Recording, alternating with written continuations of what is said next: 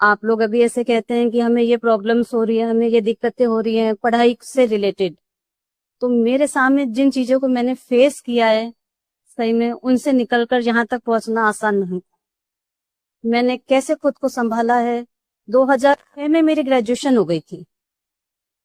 फिर उसके बाद में दोबारा से पढ़ाई को शुरू करना, और हम गांव से आते हैं, गांव का माहौल बिल्कुल विपरीत होता है एकदम। कैसे मैंने अपने आप को संभाला, हस्बैंड की डेथ के बाद में मेरे बच्चों को संभाला, सिंगल पेरेंट्स होने के बावजूद मैं यहाँ तक पहुंची। परिस्थितियां इतनी आई, उन्होंने मुझे कई बार तोड़ा, मैं कई बार टूटी, कई बार खड़ी हुई, मगर मैंने ये मेरे मन में दृढ़ संकल्प कर रखा था कि मुझे मेरे हस्बैंड को, मेरी दादी सास जो मेरी बाई हैं, और मेरी बेटी, उनको प्राउड फील करवाना।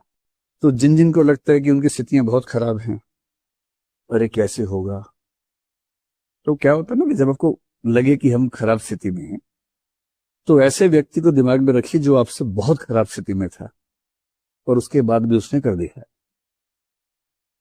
और जब जब लगे कि आप बहुत तोप हैं, तो किसी ऐसे तोप को दिमाग में रखिए जो बहुत बड़ा तोप था और कुछ नहीं कर पाया, उससे पैर जमीन पे रहते हैं।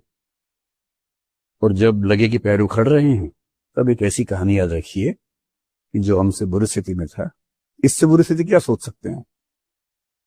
इतने सारे हाथ से एक पे एक होते गए, और उसके बाद भी देखिए, और एक गांव के पारिवारिक माहौल से, घरेलू माहौल से निकल के सीधे सिविल सर्वेंट बन जाना।